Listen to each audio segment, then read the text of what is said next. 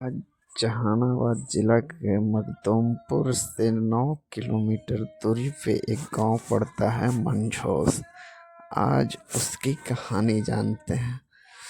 मैं उस गांव में गया तो मुझे कुछ अजीब लगा। एक तो रास्ता जो है वो पूरा मोड़ मोड़ करके है, यानी कि आप 3 से 4 गेयर, चौथे गियर में तो चला ही नहीं सकते हैं। देखिए किस प्रकार से रास्ता है, पूरा मोड़ मोड़ टाइप पर है। बगल में नहर है, इधर गाढ़ा खेत है। यानी 25-30 की स्पीड में ही गाड़ी यहाँ पे चलती है, इससे ज़्यादा नहीं, क्योंकि मोड़ रहता है। रात में तो और भी कम, पता नहीं लगता है कब पार हो जाए अनजान। जैसे ही आप पहुँचेंगे मंझौस गांव के पास, पहले तो थोड़ा सा नदी पड़ता है जहाँ पे डैम बांध कर नहर का पानी जिससे खेती के लिए लिया जाता है। गांव में आपका तालाब भी है जहाँ पे छठ पूजा वगैरह किया जाता है। वहाँ पे धूमधाम से कुछ लोग छठ भी मनाते हैं। और ये गांव में लगता है 4 वार्ड पड़ता है। 4 वार्ड में मुझे सबसे अजीब लगा, दांगी क्षेत्र का गांव है। इसमें ज़्यादा दांगी समाज के लोग हैं। इस गांव में जिस भी गली में जाइए देखिए मकान खंडर है, रहने वाला कोई नहीं है। इधर ये ब्लू टाइप का दिख रहा है, ये भी कोई नहीं है। यानी जिस गली में 5 मकान हो या 6 मकान हो तो उसमें से 3-4 में आपको कोई रहने वाला ही नहीं मिलेगा।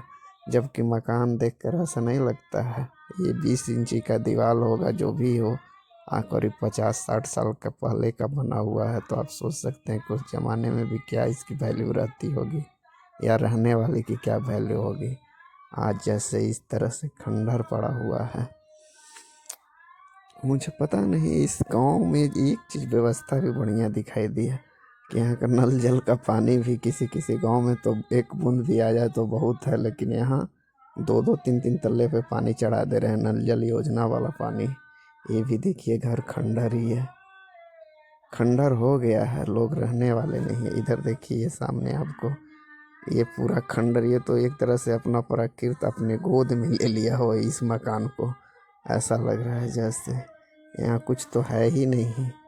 सारा दीवार उवाल सारा देख रहे हैं। इस गली में भी, ये सामने वाले भी घर में भी कोई नहीं रहने वाला है।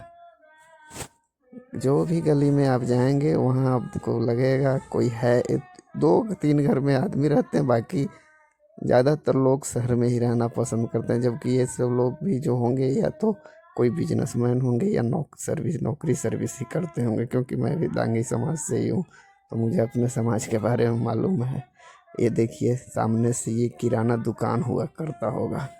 ये देखिए यहाँ पे सीढ़ी पे कैसे प्राकृतिक अपना रूप दिखाया है, यानी कि प्राकृतिक भी देखिए सब जब वीरान पड़ता है तो प्राकृतिक टूट पड़ता है। सीढ़ी पे पूरा घास जमा हुआ पड़ा था। ये घर में भी रहने वाला कोई नहीं है। देखकर ऐसा लगता है कोई आया भी नहीं होगा इस घर में, लगता है कि 10-20 साल से।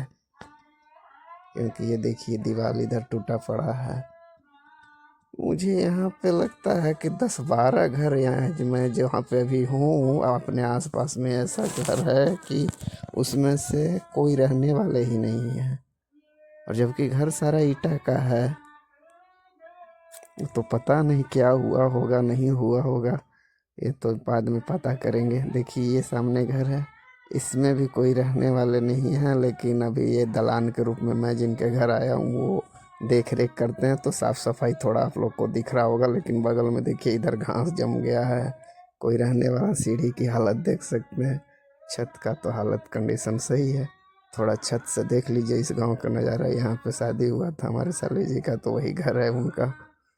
इधर ये भी देखिए, इसमें भी शायद कोई रहता है या नहीं, मैं देखने से तो लगता है लोग रहते होंगे, क्योंकि लेकिन जिस स्थिति में ये घर है ऐसा देख कर लगता है कि यहाँ पे कोई नारी निवास नहीं करती है। यानी जो इस घर में लेडीज हो उस घर का रौनक ही अलग होता है।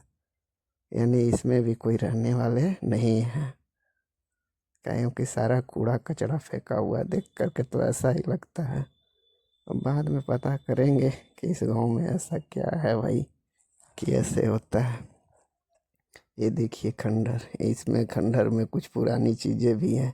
ये मानो ऐसा लग रहा है एक युग का अंत हो रहा है और जिसका जीता जाता सबूत मैं देख रहा हूँ।